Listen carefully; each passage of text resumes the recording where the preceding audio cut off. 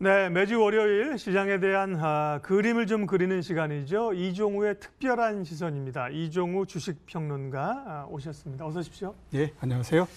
별로 그렇게 좋을 건 없어 보이는데 주가가 그래도 슬금슬금 올라가니까 네. 주식을 좀 비워놓고 있던 분들이 조금 당혹스러운 구간으로 지금 들어가고 있습니다. 일단 미국 증시가 잘 가고 있는 건데요. 실적이 별로 안 좋을 거로 생각했는데 일단 뚜껑을 열어보니까 초반 분위기는 또 괜찮다 이러면서 네. 강하네요. 미 증시부터 봐주십시오.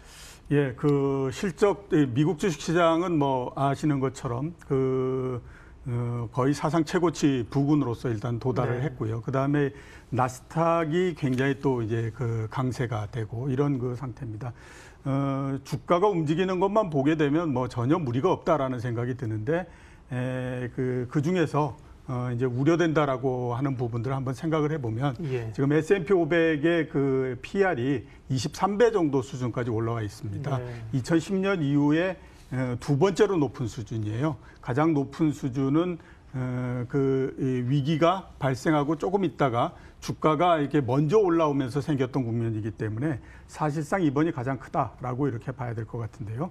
그것과 관련해서 우리나라의 그 실적이나 이 부분들도 한번 고려해 볼 필요가 있지 않나라는 생각이 듭니다. 최근에 아무튼 이런 얘기들을 많이 하고 있죠. 기업 실적이 안 좋음에도 불구하고 주가가 이렇게 상승을 하는데 네. 실적마저도 앞으로 이제 1분기 실적이 생각보다도 괜찮게 나온다라고 하면 주가가 얼마나 더 빠르게 올라갈 수 있겠느냐라고 하는 것들에 대한 기대 이런 것들이 이제 상당히 있다라고 말씀을 드릴 수 있을 것 같은데요. 이익이나 이 부분들은 제가 생각했을 때에 3월 말에 가장 크게 영향을 미쳤다라고 봐야 될 것 같고요. 지금 주식시장에서는 이익이나 이런 부분들이 조금 주가를 결정하고 이러는 데에서는 좀 외곽으로 벗어나 있는 변수가 됐다 이렇게 볼 수가 있습니다. 이랬던 경우도 상당히 좀 있다라고 말씀을 드릴 수 있는 것 같은데요. 2011년 같은 경우에 보시게 되면요. 주가가 2230에서 고점을 치고 갑자기 하락을 해버려가지고 1652 수준까지도 많이 떨어지고 이렇게 했었거든요. 이 떨어지는 가장 큰 이유는 미국의 부채 한도 협상 이게 결렬이 되면서 가지 않았습니까? 신용등급 낮추고 예, 그때였었죠. 예. 그때 이제 우리나라의 기업 실적을 보게 되면요, 2011년도에 130조 정도로서 최고를 기록을 했고요. 이 이후에 소폭의 등락을 거듭하는 형태였었습니다. 네. 주가는 아시는 것처럼 박스권 내를 벗어나지 못하는 그런 형태였지 않습니까? 결국 이렇게 보면요. 기업의 이익이라고 하는 것은 단기적인 영향은 그렇게 빨리 사라지는 형태가 되고 대신에 시장 전체 중장기적인 추세 이거를 결정하는 요인이다라고 봐야 될 것 같거든요. 그런 면에서 우리가 지금 나오고 있는 기업 이익이나 이런 부분들이 시장 전체에 어떤 영향을 미칠 것인가 하는 부분들을 한번 생각해 보면 이익이 그렇게 크게 모멘텀을 갖고 있는 상태는 아니기 때문에 전체적으로는 아무튼 고점을 조금 낮추는 요인 예. 이런 부분들로서 작동을 하지 않을까라는 생각이 들기 때문에 미국 기업 실적 그다음에 또 미국 주식시장 기업 실적 우리 기업 실적 이런 것들 모두를 한번 감안을 하게 되면 최근에 단기에 급등을 했던 주식시장 이것과 그다음에 기업 실적 이 부분들이 조금 괴리가 뜨는 현상을 지금 보이고 있는 상태이기 때문에 이거를 어떤 형태로 메꿔갈 것인가 하는 부분들이 아마 향후 시장을 결정하는 데 있어서 굉장히 중요한 부분이 되지 않을까라는 생각을 갖고 있습니다. 네. 대략 우리는 이제 역사적으로 보면 PR이 한 10배에서 12배, 3배. 미국은 한 20배 전후 정도 되죠. 평균적으로 보면 그렇죠. 그렇게 보면 이제 지금 이제 S&P PR이 23배라고 하는 건 평상시보다 좀 높은 수준입니다. 예. 체크할 게 좀 많아서요. 다음 유로존 얘기. 유로존이 사실 또 이제 소위 이제 회색 코뿔소로서 좀 여겨지는 그런 경기 침체. 특히 브렉시트 때문에 그러게요. 뭐 경기 침체, 브렉시트는 뭐 일단은 불확실성은 계속되는데 큰 우려는 없이 그러니까 질질 끌고 간다 이렇게 봐야 되는 걸까요? 네. 예, 지난주까지 나왔던 거를 업데이트를 해보게 되면 참 업데이트하기도 힘듭니다. 맞습니다. 왜냐하면 하도 여러 가지 얘기들이 많이 나오고 안을 올리면 부결이 돼버리고 뭐 이러는 형태이기 때문에 업데이트하기도 굉장히 어려운데 현재까지 나와 있는 것들에서 결정되어 있는 부분만 보면 5월 22일 날 유럽의회 선거가 있거든요. 이 선거에 참여하는 것을 조건으로 해서 10월 말까지 연장을 해주겠다라고 하는 거가 이제 결정이 돼 있는 부분이고요. 근데 연장을 해주겠다라고 결정이 됐지만 하나 이제 그한 건 과연 연기를 한다고 하더라도 미국 의회에서 그 부분에 대해서 무슨 합의가 나거나 할 가능성이 있겠느냐. 네, 네. 예. 영국 의회에서 네, 네, 네. 이제 그런 회의적인 분위기가 계속 그렇죠. 있는 것은 예. 사실입니다.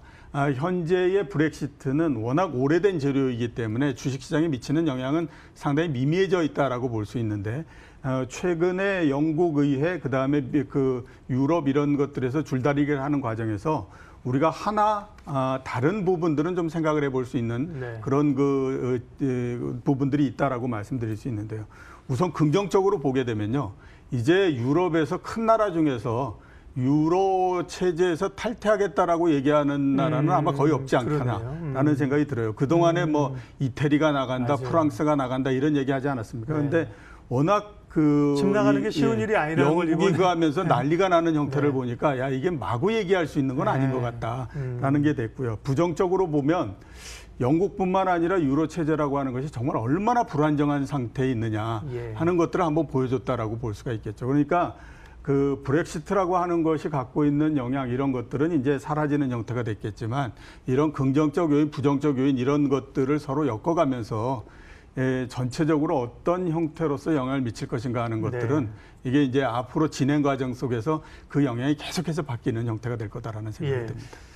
우리 시장 전망 좀 하겠습니다. 긍정적으로 평가하게 되면 어쨌든 뭐 슬금슬금 에너지를 모아가는 거고 조금 여전히 좀 미래가 불투명한 분들 생각으로 볼 때는 꾸역꾸역 올라가면서 이제 12거래일 연속 어쨌든 올라왔어요. 단기적인 흐름들은 어떻게 보십니까? 네.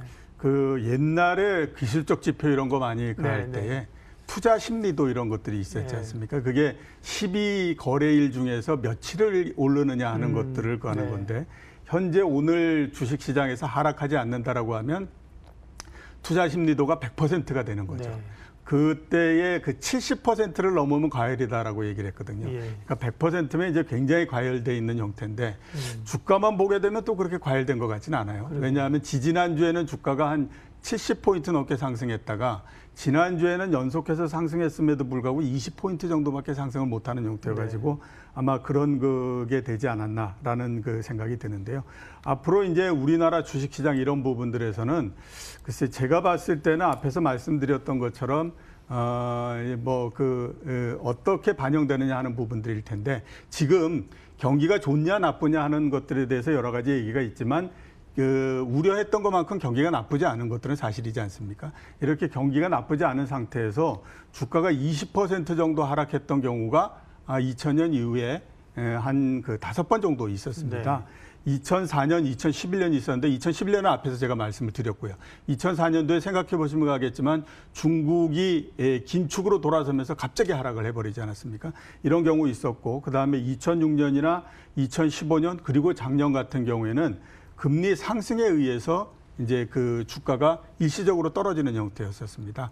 이렇게 이제 5번 경우에 미국 주식 시장이 회복되는 형태를 보게 되면요. 그 이전 고점을 회복하는 데까지 최소 8개월, 많이 걸리면 1년 정도 걸렸거든요. 이번 같은 경우에는 4개월 만에 올라가 버리는 형태였습니다. 이렇게 빠르게 회복한 가장 큰 요인들은 역시 지난 10년 동안의 주가가 굉장히 상승을 했기 때문에 그거에 대한 기대가 계속 있다라고 봐야 되잖아요.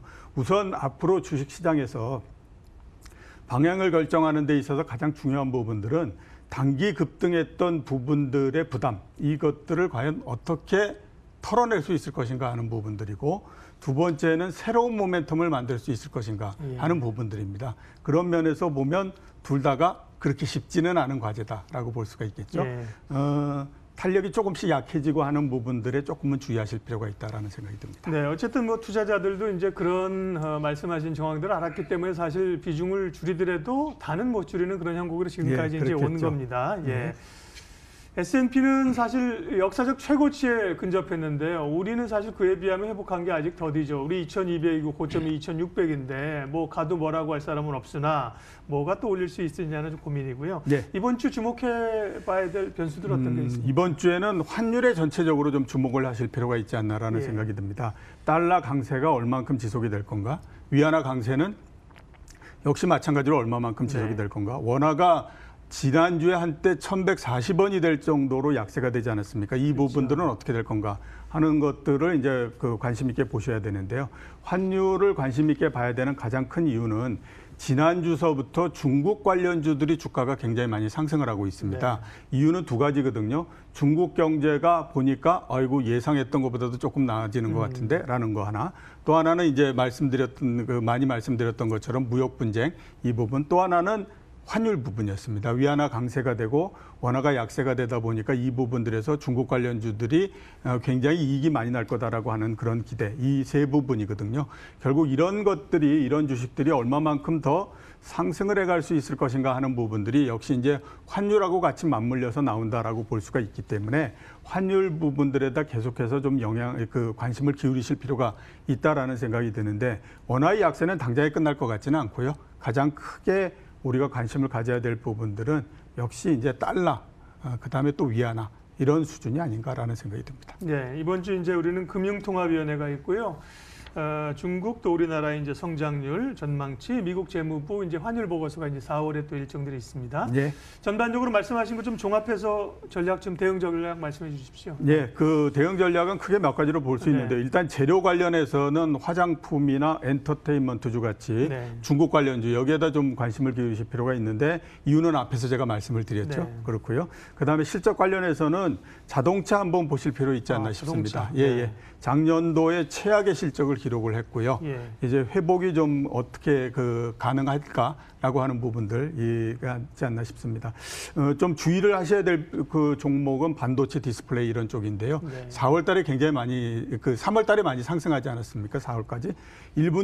지난해 하반기에 제일 많이 떨어졌던 종목이기 때문에 많이 올라갔다라고 봐야 되거든요. 지금 미국도 마찬가지고요. 이런 종목들의 밸류에이션이 상당히 높아져 있는 상태이기 때문에 이렇게 높은 밸류에이션을 계속해서 뚫고 올라갈 수 있을 것인가 하는 부분들이니까 결국 반도체 디스플레이를 포함한 IT 이런 것들이 지금의 고평가되어 있는 부분들을 뚫고 얼마나 더 상승할까 이런 부분들이 또 하나의 과제니까 같이 좀 관심을 가지실 필요가 있다라는 생각이 듭니다. 네, 이종우의 특별한 시선 이종우 주식평론가 함께했습니다. 수고하셨습니다. 네.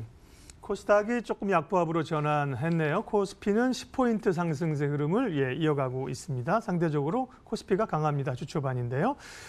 출발 마켓온 오늘 순서는 여기까지 하겠습니다. 오늘도 좋은 결정, 좋은 투자하십시오. 여러분 고맙습니다.